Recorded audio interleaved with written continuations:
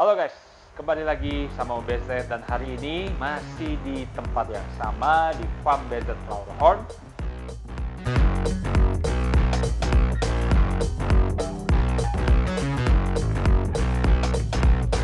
Dan hari ini kita akan membahas seputar progres ikan lohan, tentunya rahasia-rahasia yang dapat kalian ikuti atau kalian mungkin punya cara tersendiri, silahkan komen di bawah. Dan sebelum lanjut video ini, jangan lupa bantuannya tekan tombol subscribe dan jangan lupa di like, komen, dan share. Nah, hari ini rahasia apa yang akan kita bahas? Tentunya seputar progres ikan lohan. Nah, Om BZ akan berbagi ini beberapa cara, variasi cara yang kalian bisa ikuti ya. Jika kalian punya metode yang berbeda atau cara yang baru, kalian boleh komen di kolom komentar supaya makin banyak lagi bagaimana cara-cara progres ikan lohan. Dan apa yang rahasia akan Om BZ bagikan? Yang pertama adalah kita akan meracik pakan alami, yaitu dari cacing beku dan udang, supaya ikan lohan ini kan ada yang mau makan cacing beku, tapi ada juga yang tidak mau makan pasta udang atau makan udang. Gimana nih caranya kita ngakalinnya? Nah, yang pertama kita siapin dulu cacing beku. Ini cacing bekunya yang udah dicairin ya guys. Jadi tinggal dicampur aja, nanti ini beratnya 100 gram. Lalu ada pasta udang atau udang yang sudah Om BZ olah ya. Dicampur menggunakan Lukantin, omega 3, dan serbuk jenong. Oke, nanti kita tinggal campur ke cacing bekunya. Kenapa? Karena beberapa ikan lohan tuh nggak mau makan udang. Jadi kita akalin dicampur ke cacing beku. Dan yang berikutnya ada aditif yang Om BZ juga baru akan mencoba. Ini ada produk dari Aqualunuk. Produknya adalah suplemen plak yang berfungsi untuk meningkatkan kualitas pakan ikan kita sehingga ikan kita punya mutu makan yang lebih baik. Nafsu makannya bertambah. Untuk aturan pakainya 2,5 gram per kilogram. Ya, jadi karena 2,5 gram cukup 1 kilogram, kita pakainya kan 1 gram. Kita pakai saja takaran yang sedikit. Oke, kita akan coba apakah ikannya juga akan lebih nafsu makan. Kita lihat nanti. Mari ikuti bagaimana cara meraciknya. Oke guys, sekarang kita akan mulai membuat pakan ini. Jadi yang pertama, Om BZ menyediakan cacing beku ya, 100 gram. Lalu untuk pasta udang sih nggak perlu semua ya guys. Ini sih 100 gram, kita pakai pasta udangnya 50 gram juga udah cukup sih. Dikira-kira aja sih guys, nggak harus semua. Karena kita mau nanti kandungannya, jadi gini guys.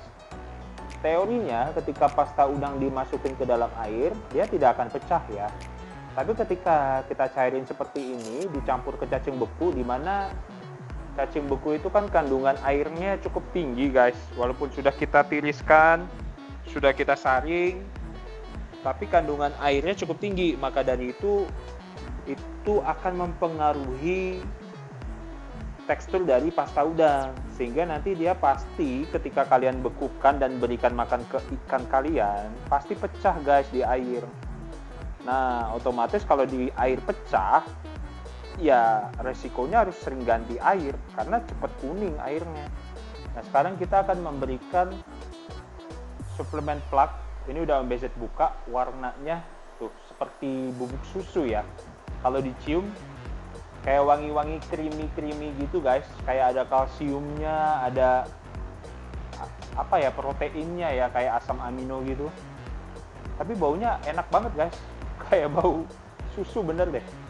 Kita taburin aja sedikit ya guys. Anjurannya sih 2,5 gram untuk 1 kilo ya. Ini kan cuma 100 gram, kita pakai dikit aja.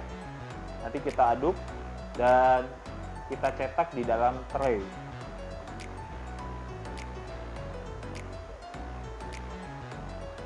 Kita sekarang akan cetak di dalam tray ini yang udah dibersihin ya.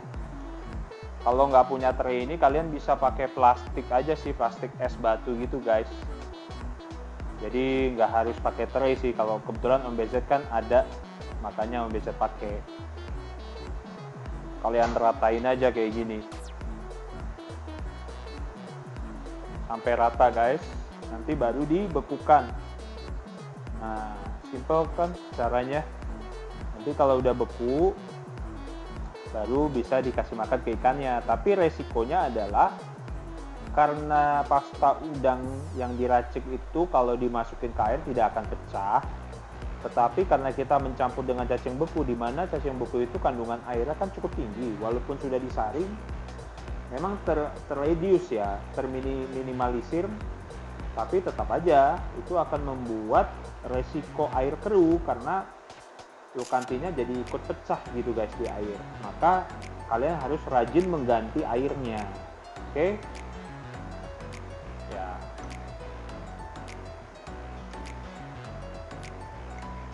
Setelah dicetak, bisa dibekukan di dalam suhu kulkas atau freezer di tempat kalian masing-masing.